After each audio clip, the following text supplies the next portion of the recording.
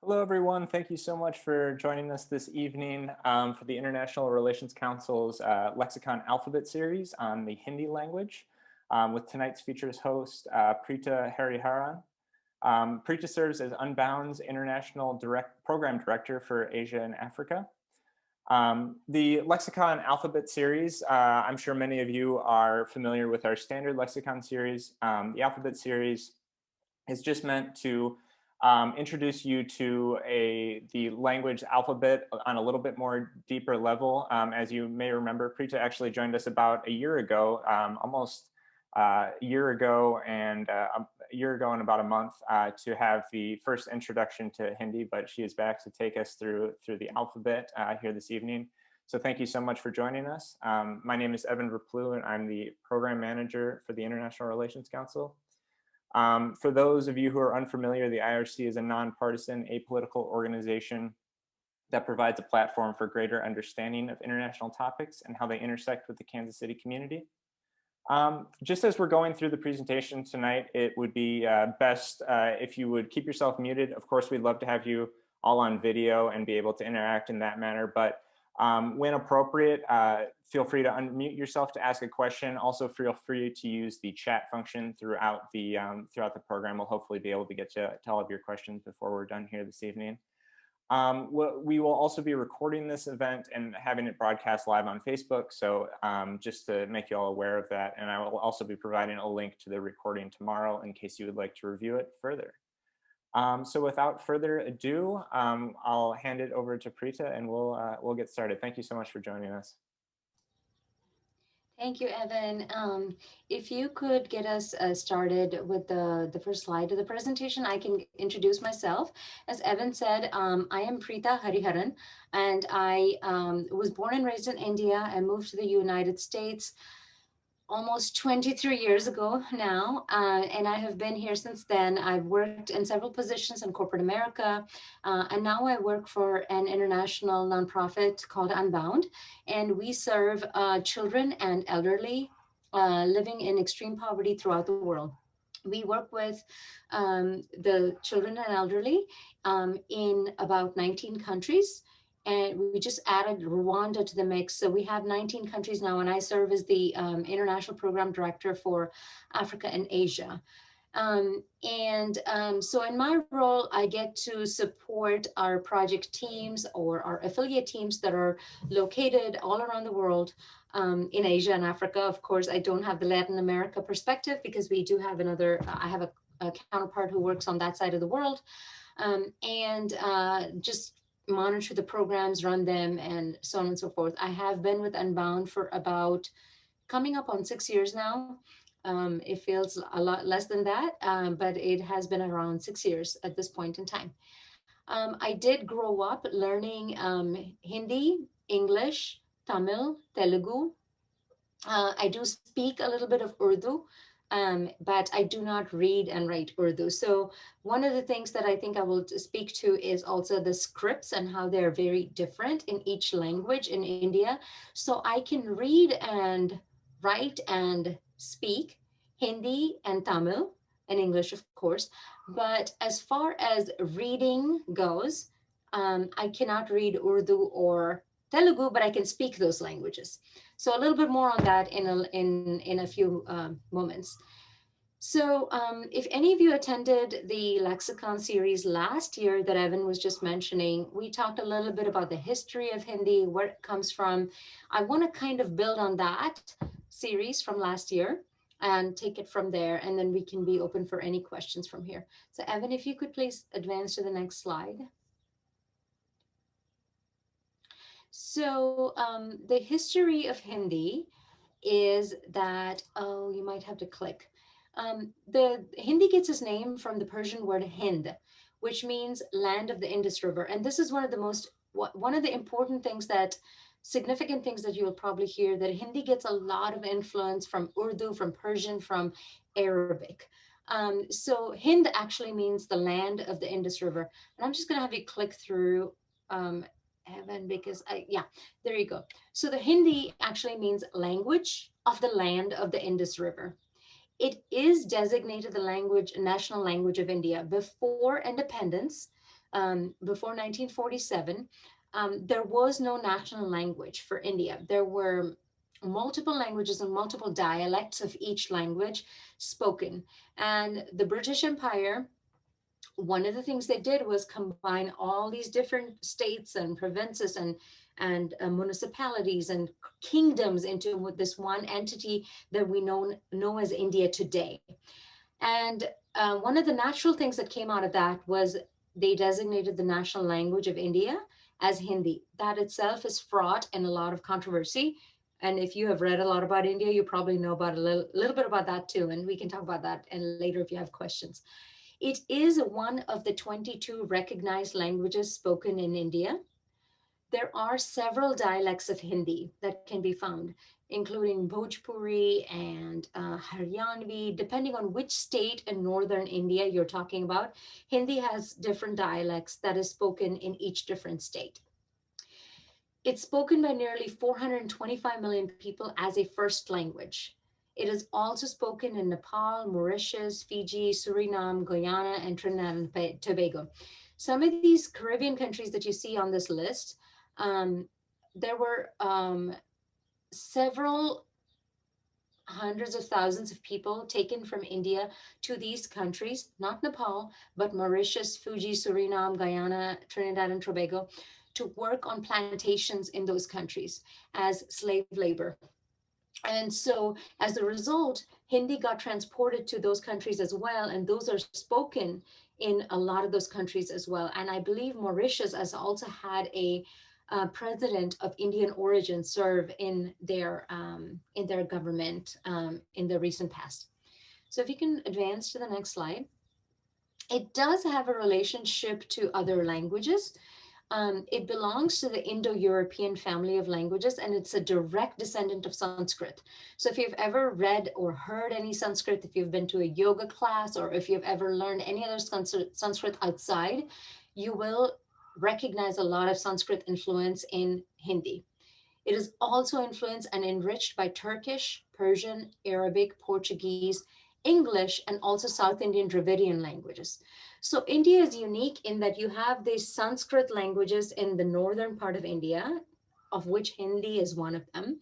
But then you also have the South Indian Dravidian languages, which is Tamil, which is one of the languages I speak, that is not related at all to Sanskrit or this history, but Hindi has over the centuries borrowed some words from those languages.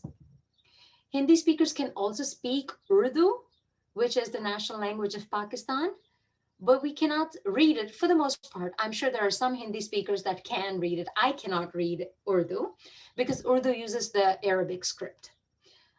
Vice versa. If I am speaking to somebody, an Urdu speaker from Pakistan, we can understand each other perfectly fine as long as we are verbally communicating. But if we send written communications in Hindi or in Urdu, if we don't read that other language, we're not going to be able to read it because it's just a different script. One of the things that I like to point out to people is that several Hindi words have made their way into the English language. You probably recognize some of these. Some of them are loot, bungalow, jungle, and other words like that. So there are several words that have made their way into the English language and are now just kind of part of our parlance and in day-to-day English as well. But they do come from a history, if you look at an etymology perspective, from a history of Hindi.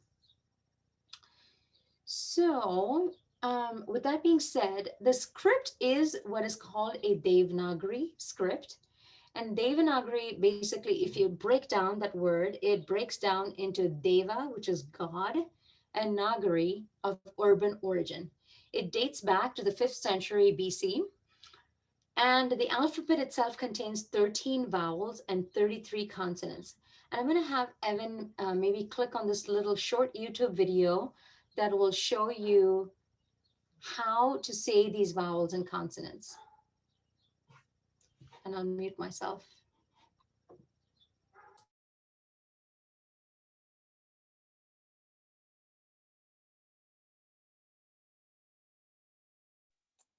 Sorry, I just need to stop sharing, then I will reshare with the YouTube. Sorry, Evan. No problem. Just bear with me, everyone.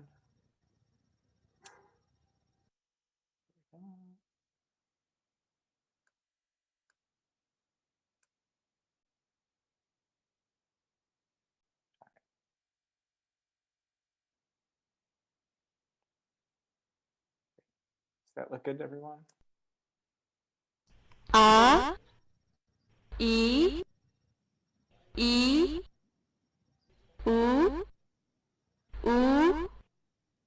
Ri, A, I, O, Au, Ang, Aha, Ka, Kha, Ga, Gha, Nga, Cha, Cha, Ja, Jha, Ya, Ta, Tha, Da, Dha, Na, Ta, Tha, Da, Dha, Pa, Fa, Ba, Bha,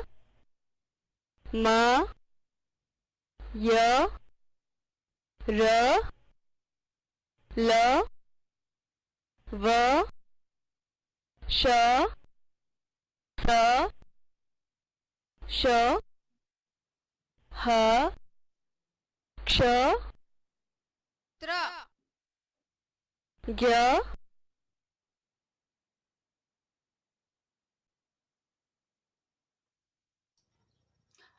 Okay, thank you. So that was a So when video you that I look at the found. vowels, you will have a pattern, as I said, and this pattern is that you will see the first one. Thank you. Sorry, one moment. I'm getting That's okay. the video playing in the background. I know. We got it though. You got it, Evan. So the first one that we are doing is the sound as in English, a boy, a girl, it's a.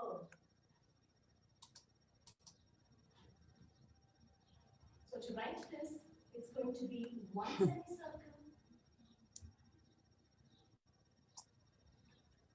Okay, are we good? Yes, sorry. Okay, no problem.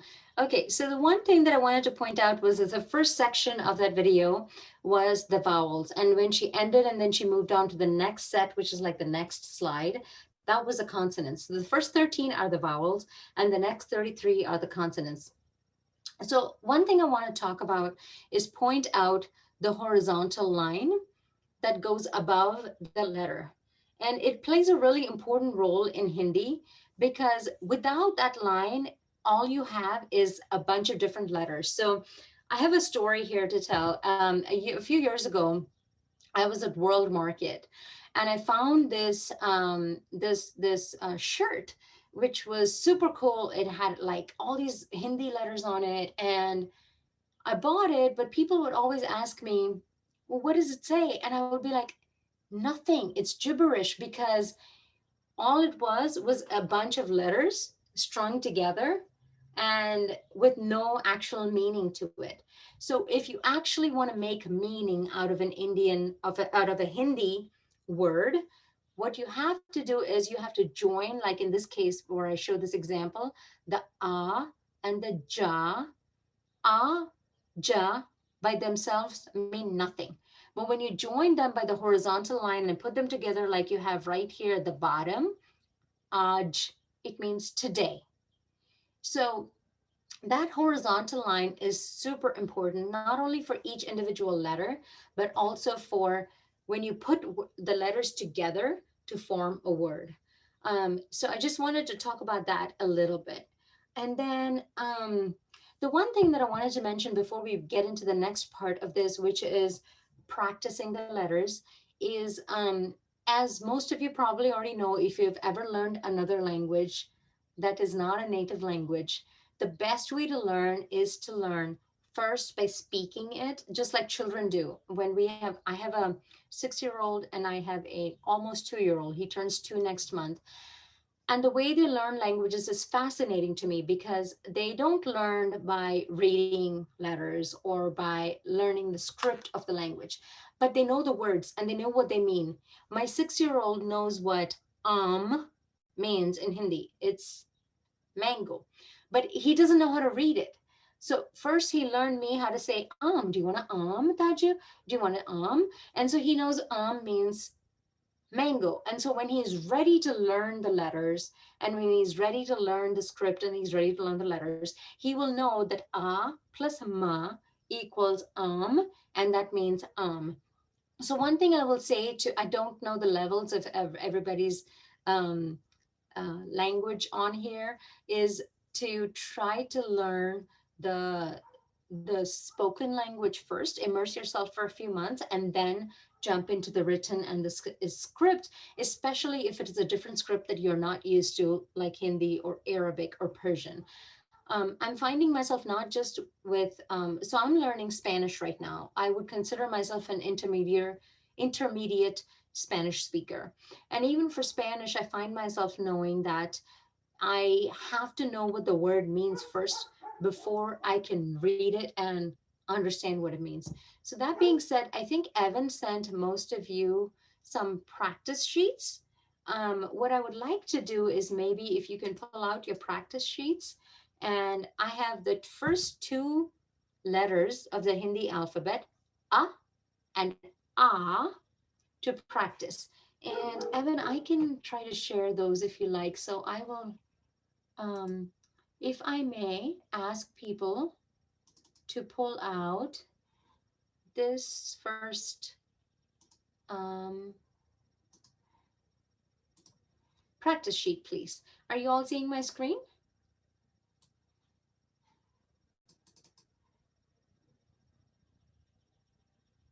Evan, are you seeing Oh, we had it up, but now it just switched into your file folder.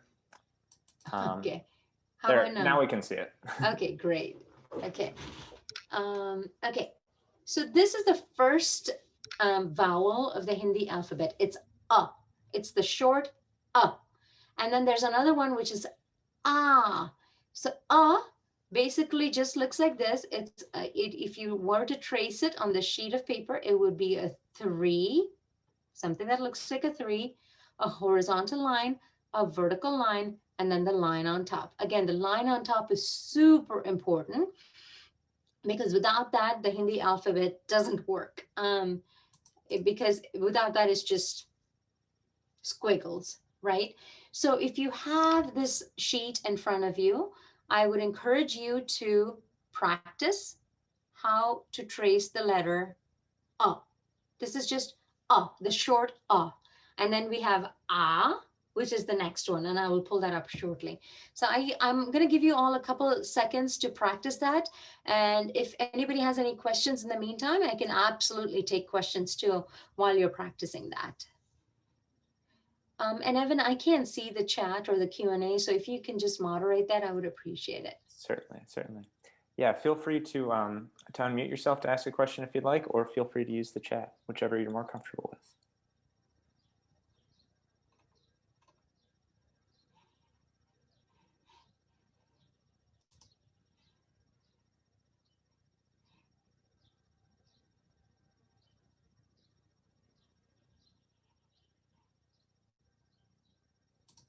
Looks like someone just asked, what does, looks like anar, A-N-A-A-R mean? Anar. Anar means pomegranate, which is the picture right here. Oh, so that tells me somebody over here knows how to read the script, which is awesome. I just love it. I love it.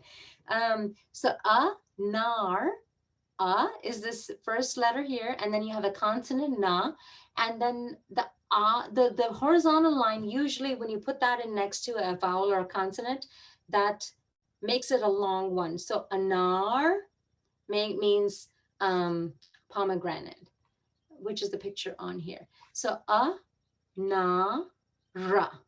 That's this word up here that you see on the screen. I love it. Whoever asked that question, I'm just so awesome. This excites me.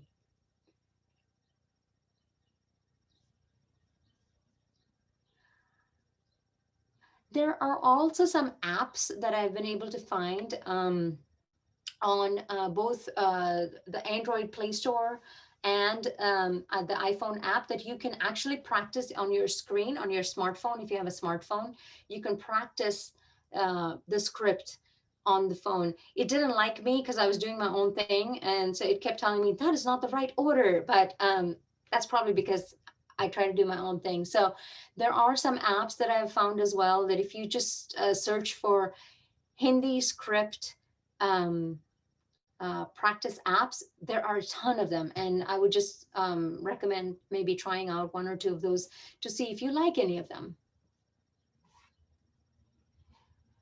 Okay, so let me share the next one, which is the second vowel.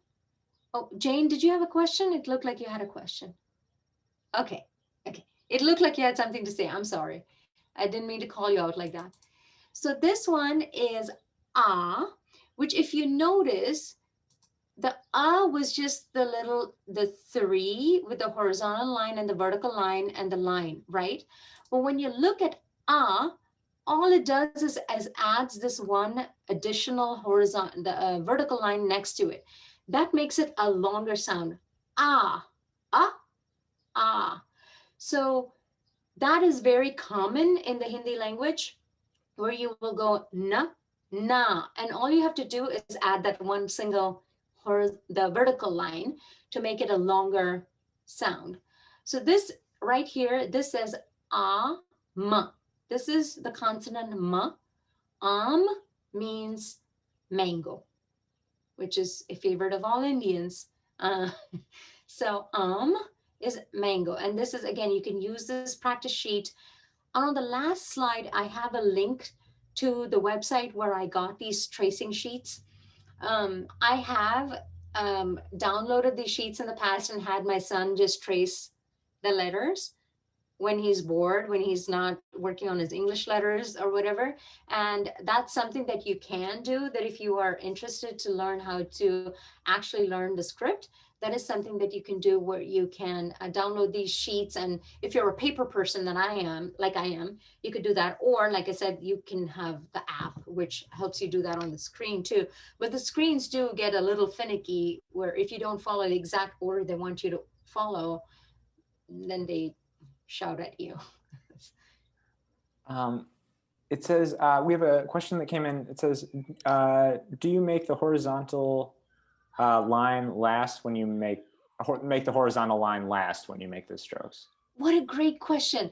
I love that question. Okay, so when I was learning Hindi as a youngster, it's a long time ago, I'm very old, and I always used to make the line before.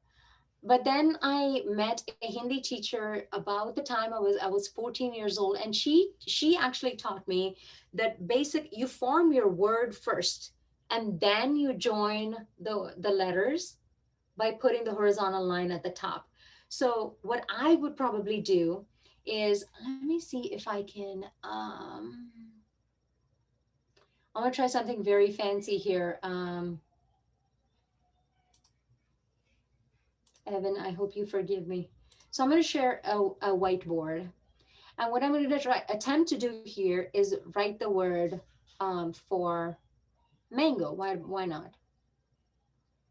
And forgive my handwriting, because this is not how I would write if I was writing on pen and paper. So what I would do, so this is ah, or the closest approximation to ah, and then ma, and then I join it by the horizontal letter on top, horizontal line on top, because what that does is it tells me this is the word. Once I've figured out what the word is, then I can clear my drawing. Okay, so I'm going to try another one here. What should I do? Maybe ma. I'll try ma, which is mother, right? We all love our mothers. So this is ma, and ma, which is the consonant ma. You add two lines to it, which is ma. That's it. That's the word for ma, mother. Ma. So what? So basically, my advice, which I learned from Mrs. Singh, in 8th grade was form your letters first and then draw the horizontal line on top. So you can first you form the letters in your brain, and it sounds more complicated than it is because you're not doing this for minutes, right? You're not doing it for a whole lot of time. You're doing it quickly. So if I would write my son's name, my oldest is named Jay. So it's Ja.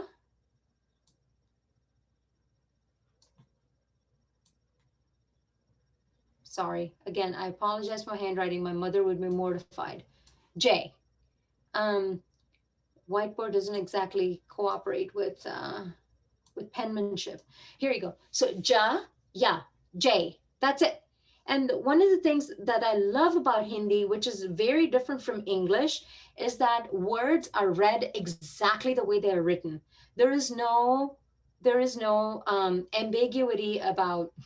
So sometimes I get a call from the doctor's office that says, so my son's name in Hindi is Jaya, right? Ja, Ya, J. But in English, we spell it Jai. So sometimes I get a call from doctor's offices that say, we have a appointment reminder for Hi Peters. And I know what they're trying to do. They're trying to do the Spanish in there. They're trying to make the J a ha sound. But there's no ambiguity there as far as Hindi goes, because if it's spelled J, Ja, Ya, it's Ja, Ya. And there's no, so my youngest is named Taj, like Taj Mahal. And this is how you write his name. Ta, this is the consonant ta, the vertical line to indicate it's a ta. Ja, ta, ja, Taj. So I hope that makes sense. And that answers the question. It's a long answer to a short question. But I do this. So are there any other questions, Evan? Nothing in the chat, but if anybody has anything they'd like to yeah, please feel free to unmute yourself. Now might be best chance.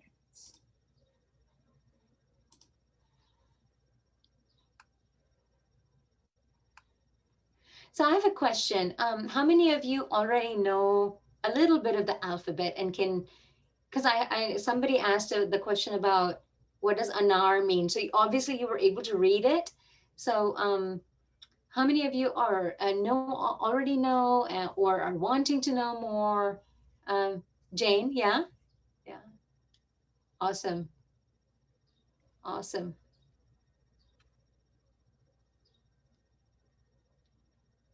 Michelle, were you going to say something? You're muted. I went to a wedding in India a few years ago, but I had a really hard time. You know, I had a workbook and I was practicing and I could speak a few things and everyone laughed at me, but it was fun and I at least tried. Yeah. But it's such a beautiful, beautiful language. It's hard because, so I have the same experience when I go to Latin America. And I try and, you know, it's hard because, and I'm sorry people laughed at you, but that's one of the things that does make me a little bit more, I think, aware of how language, people who don't speak the language feel. And so I make it a very conscious effort to make sure that I'm encouraging them and not laughing at them. But I do find myself going through the same thing in Latin America when I'm in Latin America. But yeah, the one thing about Hindi too, though, is contemporary Hindi has borrowed so much from other languages that it's Hinglish. I mean, people joke that it's Hinglish, and you can actually follow a conversation without knowing the whole language. Whereas I can't say the same thing about Spanish, where I can follow an entire conversation in its entirety and know what's being talked about. Because in Hindi, I feel like there's, for example, the word for lift. Somebody might say to you, "Main lift pe gaya tha," which means I went on the lift. But you know he's saying "main," which is me, I went on the lift. And you hear the word lift and you're like, okay, I know what he's saying. I may not exactly get the grammar of what he's saying, but I know what he's saying. So that's one thing that I do tell people. A lot of my coworkers who work with India who are not native Hindi speakers can follow the conversation because it has borrowed so much from other languages like English or Spanish or other languages. So that is one advantage that I think maybe purists of the language don't appreciate, but I like it. I appreciate it because it helps people to follow the conversation without feeling left out. We have another question in the chat. It says, how do you write Hindi on the computer? And Jen, do you mean how would you type like a Hindi sentence or something on the computer if you That's an awesome question. So you have to have a Hindi keyboard, and I don't. So because by virtue of where I live, I don't have a Hindi key. I'm in Kansas City, Missouri. But I do have on my list the next time I go back to India to bring back a Hindi keyboard. So the Hindi keyboards are available in India. What I do is I get by with things like what I just shared, the whiteboard that I just shared with you that I might annotate on, or I will transliterate a word on Google Translate. Let me see if I can share that, something like that with you.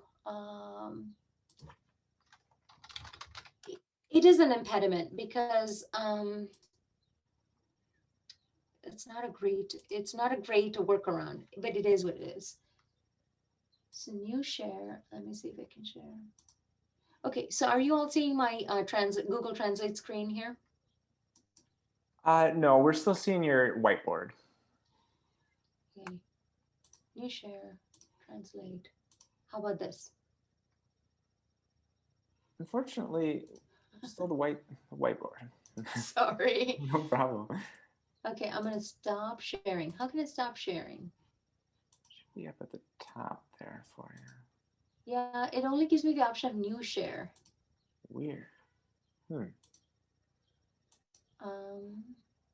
share. Resume. Oh, how about I do this? Hey, that works. Then I do stop share, and then I do share screen. And okay, hopefully this works. Are you seeing my Google Translate here? Yep. So sometimes what I do is I do this, but because I know the word, like for mango, I will type AAM, and then it gives me this right here. Or if I were to say, dear Evan, it will give me Priya Ivano, which I don't know why it translated your name to Ivano, Evan. There you go. But so if I do that, this is how I get around. So sometimes we have staff members in India that only read Hindi or speak Hindi. And what I have to do is I have to do this as a workaround. But what would be ideal is if I could switch between Hindi and English keyboards, so I can do that. Now, that being said, on your smartphone, there are some apps that you can install a Hindi virtual keyboard. I know WhatsApp allows that. I'm not sure about Messenger, but WhatsApp has a pretty robust Hindi virtual keyboard. So if I were to say, let's say Anar, same like pomegranate. So this says Anari, I don't know why, but I'll do my name. So it says Pritha. So it put there Pritha. So it basically, it transliterates so if I do my from language as English and my to language as Hindi, and I know exactly what I want to say, I sometimes do this to communicate with our project teams as a workaround. It's not ideal, but if you don't have a Hindi keyboard, this is what works right now. But I will say that on the smartphone, there are other options that you can use. Great. What great questions. I love these questions. I have kind of a bit of an abstract question, I guess. Say you were sitting down to write a note, and you wanted to write in English. what is like, and then just maybe you wanted to switch to Hindi. Does like your hand, when you're thinking about the language, does your hand automatically like translate to what your brain is thinking? And does that I'm trying to think of a good way to put it. Like, how conscious do you have to be like with your hand movements? Because obviously if I sit down to write a note, like I'm going to be automatically writing English. How does that work with you if you're thinking like, or writing in different languages? It depends on who I'm communicating with, right? So when I'm communicating with one of our staff members in India that primarily speaks in Hindi, what I might do is just think my thoughts out in Hindi, but I will type it out in Hindi too, but also in a translator. Let me see if I can show you. In the chat, I'll type here in chat. So I might say, aap kaise hain? Now, this looks like English to you, right? But basically it is, I'm asking him, how are you? But it's Hindi. It's for you as an English speaker, you're reading this and you're going, yeah, I don't know what that means. But so sometimes I will do that depending on the audience. And I think I've been fortunate enough that the most of the people that I communicate with do like go back and forth like I do between the different languages. But I don't, so it's different for me with the Indian languages versus Spanish. In Spanish, I think in English and then I translate it into Spanish and then I speak it out. So there's a delay there. In the Indian languages that I speak, I don't have that delay. It's probably because, and I think I've spent a lot of time thinking about this, it's probably because I was really young. I was immersed in those languages growing up. My family moved every 2 years. I learned all these 5 languages just by virtue of having to learn them. So I didn't have to put a whole lot of effort into it about what grammar. I know instinctively what sounds, for instance, for you, English, if you're talking about, I went there, you know instinctively what is right versus I go there. And that's not what you're intending to say. And that's the same for me in the Indian languages, but it's not the same for me in Spanish. I have to really put a lot of thought into it because I didn't learn it as a child. I think a lot of it has to do with how you learn languages as a child and you are immersed in it and you just kind of hear it and you absorb it and you know what's right and you kind of can pick up on what's not right. Yeah, I think, does that make sense? Or did I go way off track on what you were asking? No, that totally makes sense. Yeah, I guess my specific point was more about like your brain hand connection when physically writing. But you answered my question otherwise. So yeah. So my brain hand connection in this case would be just, I just transliterated it to English. Yeah. Because it's easier. Yeah. And the people that are receiving the message know what I'm saying. But if somebody on the receiving end didn't know what AAPKAISAHAIN means, then they'd be, well, like, what are you saying? Yeah. I'm always fascinated because I'm not multilingual. So anybody who is, I'm just interested how the brain works. Thank you for indulging me. I'm seeing the chat now. I must have figured out how to make that work. So yeah, that's a skill that is amazing, Jane, that if you take in notes in a language that's right to left and left to right, that's amazing. That all the languages I speak go in the same orientation, left to right. They don't go right to left. I don't read Urdu. I speak Urdu. But that to me is amazing. I did try to learn the Arabic alphabet for a little while before my children were born. And then of course things, children happened. So.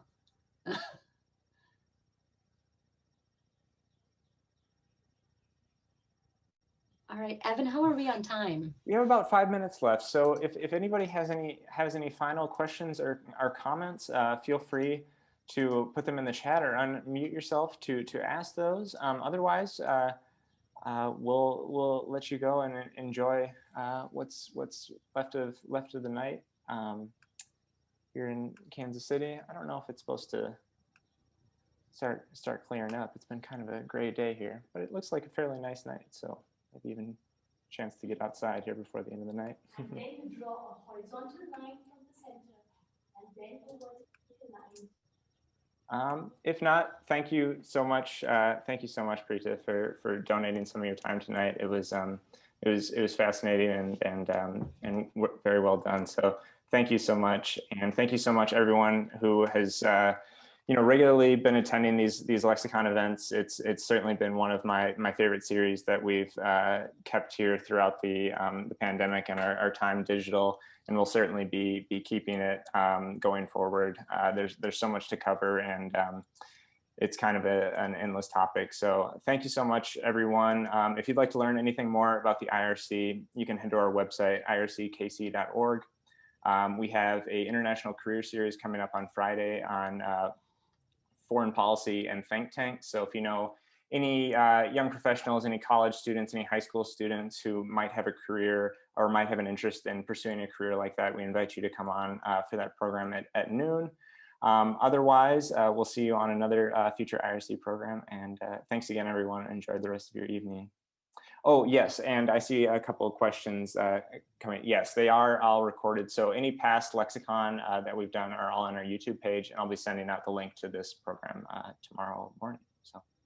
Wonderful. And I would be remiss if I didn't mention Unbound. So please do feel free to look up unbound.org, or you can find me on our website under the Who We Are Leadership something. I don't know the navigation of the whole website right now, but I did put my email in the chat over there. So please do feel free to reach out to me if you have any questions at all, whether it's Hindi related or not. I'd love to chat with you all. Thank you, Evan. Yeah, of course. Thank you so much, everyone. You've been amazing. Thank you. Bye. Good night.